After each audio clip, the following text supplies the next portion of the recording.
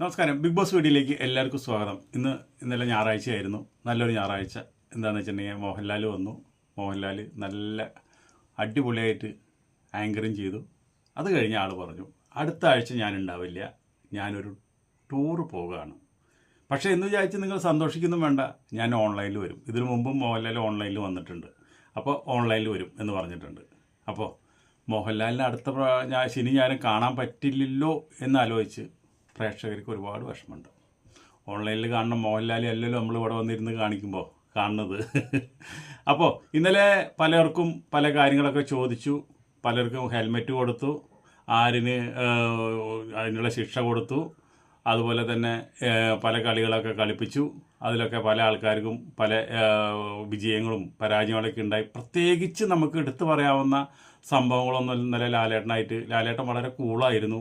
ആരോടും അങ്ങനെ അധികം ഹാഷായിട്ട് സംസാരിച്ചില്ല. എല്ലാം ശനിയാഴ്ച കഴിഞ്ഞു. പിന്നെ അവിടെയുള്ളത് ഇവിടുന്ന് പുറത്താക്കൽ വളരെ ഭംഗിയായിട്ട് തന്നെ അതിന് ഉചിതമായ ആൾ തന്നെയാണ് പുറത്താക്കിയത്. വോട്ടിങ്ങിൽ വളരെ കുറവായി നിൽക്കുന്ന ആൾ തന്നെയാണ് പുറത്താക്കിയത്.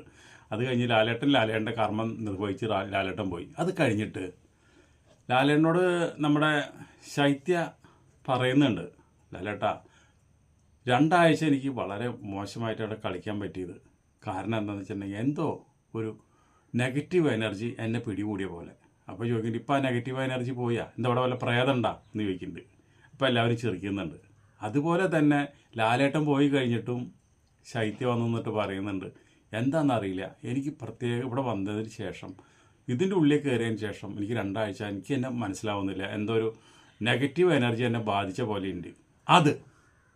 അതാണ് നമ്മൾ ചോദിക്കുന്നത്. നെഗറ്റീവ് എനർജി ബാധിച്ച പോലെ ഉണ്ടെന്ന്. എന്താണത്? നമുക്കത് പരിശോധിക്കേണ്ടതുണ്ട്. ബിഗ് ബോസ് ഹൗസിലെ നെഗറ്റീവ് എനർജി പരിശോധിക്കേണ്ടതുണ്ട്. ബിഗ് ബോസ് ഹൗസിൻ്റെ ഉള്ളിൽ കൂടാത്തറോ അല്ലെങ്കിൽ തകട് കുടിച്ചിടുകയോ മന്ത്രവാദമോ അല്ലെങ്കിൽ വരുന്ന മത്സരാർത്ഥികളെ എന്തെങ്കിലുമൊക്കെ രീതിയിൽ എന്തെങ്കിലുമൊക്കെ കൂടുതൽ എനർജി വെച്ചിട്ട് കളിക്കാൻ വേണ്ടിയിട്ട് തല്ലുവിടാൻ വേണ്ടിയിട്ട് എന്തെങ്കിലും കൊടുക്കലോ, കഴിഞ്ഞ സീസണിലൊക്കെ പറഞ്ഞ് ബ്രാൻഡി കൊടുക്കും, ബിസ്കി കൊടുക്കും, തേങ്ങ കൊടുക്കും, അങ്ങനെ കൊടുക്കലോ, അതൊന്നുമില്ല. അതൊക്കെ വെറുതെ പറയാം. പിന്നെ എന്താണ് ഈ മത്സരാർത്ഥികളുടെ നെഗറ്റീവ് എനർജി എന്താണ്? ഞാൻ പറയാം. നമ്മുടെ അഫ്ഗർ ഖാൻ്റെ അമ്മ വിളിച്ചിട്ട് എന്താ പറഞ്ഞേ, മോനെ നീ വീട്ടിലും നാട്ടിലും എത്ര നല്ല മനുഷ്യനാണ്, നീ ഒരാളോട് പോലും ഗൗരവത്തിൽ സംസാരിക്കില്ല, ഒരു അനാവശ്യ വാക്ക് പറയില്ലേ നീയാണോ ബിഗ് ബോസ് ഹൗസിലുള്ളത്? ഞങ്ങൾക്ക് ഒന്നും മനസ്സിലാവില്ല നിൻ്റെ സ്വഭാവം എന്ന് പറഞ്ഞു. അപ്പം എങ്ങനെ വേറൊരു സ്വഭാവമായി? ഇതിനു മുമ്പ് റോക്കി ഇടിച്ചു. റോക്കി നല്ലൊരു മനുഷ്യനാണ്. അപ്പോൾ അതുപോലെ തന്നെ നമ്മുടെ ഇവനും നല്ലൊരു മനുഷ്യനാണ്. പക്ഷെ അവർ ഇടികൊള്ളേണ്ട വന്നു. അതുപോലെ തന്നെ നമ്മുടെ മാരാറിൻ്റെ സീസണിൽ നോക്കിക്കോ, റോബിൻ്റെ സീസണിൽ നോക്കിക്കോ, എല്ലാ സീസണിലും അതിൻ്റെ ഉള്ളിൽ കയറി കഴിഞ്ഞാൽ പിന്നെ പുറത്ത് അവർ ജീവിക്കുന്ന ഒരാളല്ല, അകത്ത് അവർ വേറെയാണ്. ആണുങ്ങളുടെ കാര്യം മാത്രമല്ല, പെണ്ണുങ്ങളുടെ കാര്യം അങ്ങനെ തന്നെയാണ്. പെണ്ണുങ്ങളും പല ആൾക്കാരും പറയണ വെച്ചാൽ അവർക്ക് ഇപ്പോൾ നമുക്ക് അനുമോളുടെ കാര്യം തന്നെ എടുക്കാം. അനുമോള് ഫ്ലവേഴ്സിൻ്റെ നമ്മുടെ ഒരു പരിപാടിയിലത്തെ ആങ്കറാണ്. അവരെല്ലാവരും പറയണത് എന്താ, ഇതാണ് ആ അനുമോള്, ഞങ്ങൾ കണ്ട അനുമോളല്ലല്ലോ അത്.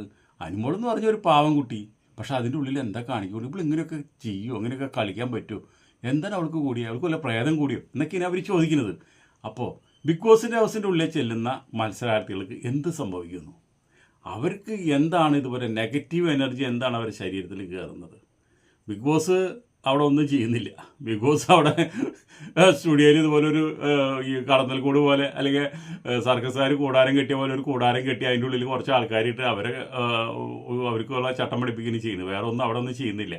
പക്ഷേ ഇവർക്ക് എല്ലാവർക്കും ഈ നെഗറ്റീവ് എനർജി എങ്ങനെയാണ് ചെല്ലണത്? ഞാൻ പറയാം. ഈ നെഗറ്റീവ് എനർജി ചെല്ലണത് ഇവരെ വീടുകളിലൊക്കെ ഓരോരുത്തരും മരിച്ചിട്ടുണ്ടാവില്ല. ബന്ധുക്കൾ മരിച്ചിട്ടുണ്ടാവും, ഓരോ സഹോദരങ്ങൾ മരിച്ചിട്ടുണ്ടാവും, ചിലപ്പോൾ അച്ഛൻ മരിച്ചിട്ടുണ്ടാവും, ചിലപ്പോൾ അമ്മ മരിച്ചിട്ടുണ്ടാവും, അവരല്ലെങ്കിൽ അതിനു മുമ്പുള്ള തലമുറ മരിച്ചിട്ടുണ്ടാവും. ഇവരൊക്കെ എനർജി നമ്മുടെ കൂടെ ഉണ്ട്. ഇപ്പം എൻ്റെ കൂടെ തന്നെ എൻ്റെ അച്ഛനും അമ്മയും മരിച്ചിട്ടുണ്ട്. എൻ്റെ അച്ഛനും അമ്മയുടെ എനർജി എൻ്റെ കൂടെ ഉണ്ട്. അത് ചില നേരത്ത് അത് നമുക്ക് ഒരു നെഗറ്റീവ് എനർജി ആയിട്ട് നമുക്ക് ഫീൽ ചെയ്യാം. നമുക്ക് ഒരുപാട് വിഷമങ്ങൾ തട്ടുമ്പോൾ, ഒരുപാട് ബുദ്ധിമുട്ടുകൾ തട്ടുമ്പോൾ നമ്മളെല്ലാവരും ഈശ്വര, അമ്മേ എന്നൊക്കെ വിളിക്കാറുണ്ട്. അച്ഛനെ വളരെ കുറവാണ് വിളിക്കാറുള്ളൂ. അപ്പോൾ ആ അമ്മയെന്ന് വിളിക്കുമ്പോൾ അമ്മ അതുപോലെ തന്നെ അങ്ങനെ മരിച്ചു പോയ ആൾക്കാരെ നമ്മുടെ ചുറ്റുമുണ്ട്. ഇങ്ങനെയുള്ള ഒരു പ്രതിസന്ധി ഘട്ടത്തിൽ അവർ നമ്മളെ സഹായിക്കാൻ ഇറങ്ങി അവർ ചിലപ്പോൾ അത് നമുക്ക് ഉപദ്രവമായിട്ട് മാറണം. അതാണ് ഈ നെഗറ്റീവ് എനർജി അതിൻ്റെ ഉള്ളിൽ വരുന്നവർക്ക്. അല്ലാണ്ട് അതിൻ്റെ ഉള്ളിൽ വേറൊരു ചുക്കുമില്ല, പ്രേത പിശാചോ ഒന്നും അതിൻ്റെ ഉള്ളിലില്ല. അപ്പോൾ അതാണ് ഈ നെഗറ്റീവ് എനർജി. അപ്പോൾ അതിൻ്റെ ഉള്ളിൽ വരുന്ന ഓരോ ആൾക്കാരുടെ സ്വഭാവം, അനീഷിൻ്റെ സ്വഭാവം നിങ്ങൾ തൃശ്ശൂർ കോടന്നൂർ പോയി അന്വേഷിക്കുക. അനീഷിൻ്റെ നാട്ടുകാർ പോലും പറയണത് എന്താണ്? അവര് പാവം പയ്യനല്ലേ, ഉറങ്ങുമ്പോൾ പോലും വായിൽ വിരലിട്ട് കഴിഞ്ഞാൽ അവൻ കടിക്കില്ല. അവനാണോ ഈ ബിഗ് ബോസിൽ വന്നിട്ട് ഈ കാണിക്ക് കൂടുന്നത് ചോദിക്കുന്നത്? എന്താണ് അപ്പോൾ അനീഷിന് പറ്റണത്? എന്താണ് അബ്കാർ ഖാന് പറ്റണത്? അതുപോലെ തന്നെ അബിയുടെ വീട്ടിൽ അവന് അന്വേഷിച്ച് നോക്ക്. അവൻ നല്ല ഒരാളോടും എറുതല പറയാത്ത നല്ലൊരു മനുഷ്യൻ. അവൻ്റെ വീട്ടുകാരും നാട്ടുകാരും പറയണ അങ്ങനെയാണ്. അവരെന്തേ കിടന്ന് കാട്ടിക്കൂട്ടുന്നത്? വല്ലവരെ കാര്യത്തിന് വേണ്ടി മൂപ്പിൽ ഇതുപോലെ റേസ് ആവുക, മറ്റുള്ള കാര്യങ്ങൾ ചെയ്യാന്ന് വെച്ചിട്ടുണ്ടെങ്കിൽ. അതുപോലെ ആര്യനും അതുപോലെ തന്നെ കുറച്ച് അഹങ്കാരം ഉണ്ടെന്ന് മാത്രമേ ഉള്ളൂ. പക്ഷെ ഇതുപോലെ ചൂടാവാനും ഇതുപോലെയുള്ള കാര്യങ്ങൾ ചെയ്യാനൊന്നും അവനും അങ്ങനെയുള്ള ആളൊന്നല്ല. പക്ഷെ എല്ലാവർക്കും ഒരു നെഗറ്റീവ് എനർജി അതിൻ്റെ ഉള്ളിലുണ്ട്. ആ നെഗറ്റീവ് എനർജീനെ നമ്മൾ ഈ നമ്മുടെ മരിച്ചു പോയ ആത്മാക്കൾ നമ്മളെ കൂടെ ഉണ്ട്. അത് അവർ ചില സമയത്ത് ചിലവരെ ചിന്തിക്കുമ്പോഴോ അല്ലെങ്കിൽ അവരെ പറ്റി ആലോചിക്കുമ്പോഴോ അവർ നമ്മുടെ ശരീരത്തിൽ കയറി കൊണ്ടാണ് ഈ നെഗറ്റീവ് എനർജി. അതുകൊണ്ട് ഇപ്പോൾ ഈ ലാലേട്ടൻ ഇവരോട് എന്തോ തിരക്കും കൂട്ടരുത്, വഴക്ക് കൂടരുത്, നിങ്ങൾ അസഭ്യം പറയരുത് എന്നൊക്കെ ഇപ്പോൾ പറഞ്ഞോ, ഇനി ദിവസങ്ങളുണ്ട് ഇവരിത് വീണ്ടും ആവർത്തിച്ചിരിക്കും തീർച്ചയായും. അതെന്താണെന്ന് വെച്ചിട്ടുണ്ടെങ്കിൽ നമ്മുടെ മരിച്ചുപോയ കാരണന്മാർക്കുള്ള ശരിക്കുള്ള കർമ്മങ്ങൾ കൊടുക്കാണ്ട്, അല്ലെങ്കിൽ അവരേതായിട്ടുള്ള ആഗ്രഹങ്ങൾ സാധിക്കാണ്ട് ഒരുപാട് ആഗ്രഹങ്ങൾ ഇവിടെ ബാക്കി വെച്ചിട്ടൊക്കെ ആവും ഇവർ പോയിൻ്റ് ആവുക. അപ്പോൾ അവർ പോയിൻ്റ് എന്ന് വെച്ചിട്ടുണ്ടെങ്കിലും അവർ നമ്മുടെ കൂടെ ഉണ്ട്. നമുക്ക് ചിലപ്പോൾ ഒരു വിഷമം വരുന്ന നേരത്ത് നമ്മളെ പറ്റി അവരാലോചിച്ച് അവർ നമ്മുടെ കൂടെ കൂടും. ഇനിയിപ്പോൾ നമുക്കൊരു ദോഷം വരുന്ന ഒരു നല്ല സമയം വരുന്ന സമയത്ത് ചിലപ്പോൾ അവർ കൂടി കഴിഞ്ഞാൽ നമുക്ക് കഷ്ടകാലം വരും. മരിച്ച ആൾക്കാരെന്തായാലും നമ്മുടെ സ്വന്തക്കാരോ ബന്ധുക്കാരല്ല. അവർ വേറൊരു ബർത്ത് അന്വേഷിച്ച് അത് കിട്ടാണ്ട് നമ്മുടെ പിന്നാലെ നടക്കണവരാണ്. അവർ നമുക്ക് ദ്രോഹം ചെയ്യുള്ളൂ. പിന്നെ അവരെ വിളിച്ച് നമ്മൾ പ്രാർത്ഥിച്ച ചില കാര്യങ്ങൾ നമുക്ക് നടന്നു വരും. പക്ഷെ അതിനേക്കാളും വലിയ ഉപദ്രവം ചിലപ്പോൾ നാളെ ഉണ്ടായിരുന്നു വരും. അപ്പോൾ അതുകൊണ്ട് ബിഗ് ബോസ് ഹൗസിൽ ചെല്ലുന്നവർക്കൊക്കെ ഒരു നെഗറ്റീവ് എനർജി ഫീൽ ചെയ്യണമെങ്കിൽ അവരൊരുപാട് മനസ്സുരുകി അവരെ കാരണന്മാരും ദൈവത്തിനെയും വിളിക്കുമ്പോൾ അവിടേക്ക് വരുന്നതാണ് അവരെ ആത്മാവ്. അപ്പോൾ അതേപോലെ തന്നെ ഓപ്പോസിറ്റ് നിൽക്കുന്നവരെയും ഇതുപോലെ വരുന്നുണ്ട്. രണ്ടു കൂട്ടരാകുമ്പോൾ കീരിയും പാമ്പായി. ഇത്രയുള്ളതിൽ വേറെ ഒന്നുമില്ല. വേറെ സിമ്പിളാണ് ഈ കാര്യങ്ങളെല്ലാം. പിന്നെ ഒരു കാര്യം പറയാണ്ടിരിക്കാൻ പറ്റില്ല. ഇന്നലെ എപ്പിസോഡ് അവസാനിക്കുന്ന നേരത്ത് ആദരയും നൂറിയിരുന്ന് കരയുന്നുണ്ട്. ഞാൻ പറയുന്നത് വെച്ചിട്ടുണ്ടെങ്കിൽ ആ മത്സരാർത്ഥികളിൽ അവിടെ ഉള്ളതിൽ വെച്ചിട്ട് ഏറ്റവും ഡീസൻറ്റ് അവർ വളരെ ഡീസൻറ്റ് കുട്ടികളാണ്. നല്ല സ്വഭാവം, നല്ല എഡ്യൂക്കേഷൻ, എങ്ങനെ പെരുമാറുന്നറിയാം. അവർ വലിയ തിക്കും തിരക്കിനും ബഹളമൊന്നും പോകണ്ട. അവർ നന്നായി കളിച്ചുകൊണ്ട് അവരേതായുള്ള രീതിയിൽ അവർ മുന്നോട്ട് പോവുക. പക്ഷേ അബ്കർ ഖാൻ്റെ വീട്ടിൽ നിന്ന് വിളിച്ചപ്പോൾ അവിടെ നിന്ന് അബ്കർ ഖാൻ്റെ അമ്മ പറഞ്ഞു, നീയേ ആതിരേരെയും നൂരേരെയും കൂടെ ആ വൈകുന്നേരം സമയത്ത് ചെന്നിരുന്ന് അധികം സംസാരിക്കാനോ അധികം ഇടപെടാനോ പോണ്ടാന്ന്. ഇത് ഇവർ കേട്ടപ്പോൾ ഇവർക്ക് ഒരുപാട് സങ്കടമായി. അതുമല്ല അബ്കർ ഖാൻ ഇപ്പോൾ ഇവരോട് വലിയ മൈൻഡ് കാണിക്കുന്നില്ല. അല്ല ഞാൻ ചോദിക്കട്ടെ, ഈ ആതിരും നൂറ് എന്ത് തെറ്റാ ചെയ്തത്? അവർ ഒരുമിച്ച് മലയാളികൾക്ക് മനസ്സിലാവാത്ത രീതിയിലുള്ള ചില സംഭവങ്ങളാണ് ഇപ്പം മലയാളികൾ അവരെ മേലെ അടിച്ചേൽപ്പിക്കുന്നത്. അവരെന്തോ വലിയ കുറ്റം ചെയ്തു, അവരെന്താ വലിയ അപവാദം ചെയ്തു, അവരെന്താ വലിയ പുള്ളികളാണ് എന്നൊക്കെ ചിന്തിക്കുന്നത്. അന്ന് വിചാരിച്ചിട്ടാണ് അവർ ഈ കല്ലെടുത്തറിയുന്നത്. അവർ രണ്ട് പാവങ്ങൾ. അവർ ഈ പറഞ്ഞ പോലെ മുഞ്ചമ്പ കർമ്മം അനുഭവിച്ച് തീർക്കുന്ന രണ്ട് പാവങ്ങൾ. അങ്ങനെ അവരെ പോലെ ജീവിക്കുന്ന എത്ര ആൾക്കാർ ഇവിടെ ഉണ്ട്. ഇവിടെ കേരളത്തിൽ തന്നെ ഉണ്ട് അറിയപ്പെടാണ്ട് തന്നെ. ഇനിയിപ്പോൾ അറിയപ്പെട്ടിട്ട് തന്നെ അമേരിക്കയിൽ എത്ര ആൾക്കാർ അങ്ങനെ ജീവിക്കുന്നത്. തമിഴ്നാട്ടിലുണ്ട്, ഇന്ത്യയിൽ എവിടെയൊക്കെ കാണാൻ ജീവിക്കുന്നത്. ഏറ്റവും കൂടുതൽ ബോംബെയിലുണ്ട്. അപ്പോൾ അങ്ങനെ ജീവിക്കുമ്പോൾ അത് അവരുടെ ഒരു വികാരമാണ്, അവരൊരു ലോകമാണ്. അത് അവരെ മനസ്സിലാക്കണം.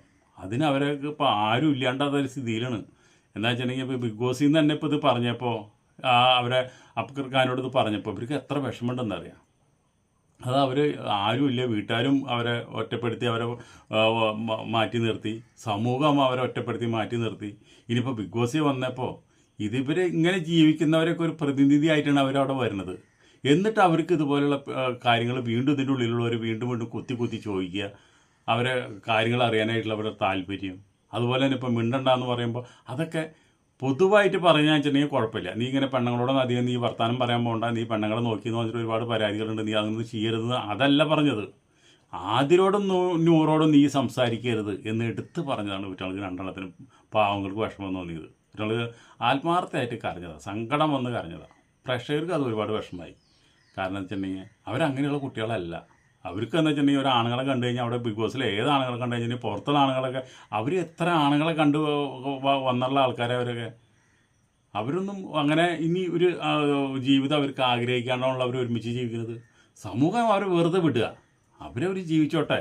അവർ രണ്ട് ബട്ടർഫ്ലൈ അവരവരുടേതായുള്ള രീതിയിൽ അവർ സന്തോഷിച്ച് അവരുടേതായുള്ള എൻജോയ്മെൻറ്റിൽ ജീവിക്കട്ടെ. അവരെന്തിനാണ് നമ്മൾ വെറുതെ കുത്തി നോക്കിക്കാൻ പോണു? അവരെന്താ സമൂഹത്തിന് വല്ല ദ്രോഹം അവർ ചെയ്തിട്ടുണ്ടോ? ഇല്ലല്ലോ. അവർക്ക് രണ്ടുപേർക്ക് ഇഷ്ടപ്പെട്ടു, അവർ രണ്ടുപേരും ആത്മാർത്ഥമായി സ്നേഹിച്ചു, രണ്ട് കൂട്ടുകാരികളാണ്, അവർ ഒരുമിച്ച് ജീവിക്കുക. അന്ന് മാത്രം വിചാരിച്ചാൽ പോരെ. അതിന് വേറൊരു അർത്ഥം കാണേണ്ട കാര്യമില്ല, വേറൊരു അർത്ഥത്തിൽ ചിന്തിക്കേണ്ട കാര്യമില്ല. ഈ ബിഗ് ബോസിൽ ഇനി ചിലപ്പോൾ അവർ ഒറ്റപ്പെടുത്തൽ ചിലപ്പോൾ കൂടിയെന്ന് വരും, ബാക്കിയുള്ള എല്ലാവരും കൂടിയിട്ട് അവർ കുത്തിയെന്ന് വരും. പക്ഷേ ബിഗ് ബോസ് ഇവരെ പെട്ടെന്നൊന്നും അവരെ അവിടുന്ന് പുറത്താക്കില്ല. അവർ ഇങ്ങനെ ജീവിക്കാൻ ആഗ്രഹിച്ച് നിൽക്കുന്ന കുറേ ആഗ്രഹിച്ച് ജീവിക്കുന്നവരുണ്ട്. അവരൊരു പ്രതിനിധിയായിട്ട് വന്നുകൊടുത്ത് അത് അവരവിടെ നിൽക്കാൻ ചെയ്യും. ഒരു ഭൂരിപക്ഷം ആൾക്കാർക്ക് അവരിഷ്ടമല്ലെങ്കിലും അവരിഷ്ടമുള്ള ഒരുപാട് ആൾക്കാരുണ്ട്. അവരെ മനസ്സിലാക്കുന്നവരുണ്ട്, ഞാനടക്കം മനസ്സിലാക്കുന്നവരുണ്ട്. അവർ ചെയ്തതിൽ ഒരു തെറ്റും ഞാൻ കാണാത്ത ആൾക്കാർ ഒരുപാടുണ്ട്. അപ്പോൾ നമുക്ക് ഇത്രേ പറയാനുള്ളൂ, അവരെ ദ്രോഹിക്കരുത്. ആ രണ്ട് പാവങ്ങൾ അവിടെ ജീവിച്ചോട്ടെ. നമുക്ക് നാളെ വേറെ ഒരു ബിഗ് ബോസിൻ്റെ റിവ്യൂ ആയിട്ട് വീണ്ടും വരാം. അതുവരെ നിങ്ങൾക്ക് എല്ലാവർക്കും നന്ദി, നമസ്കാരം.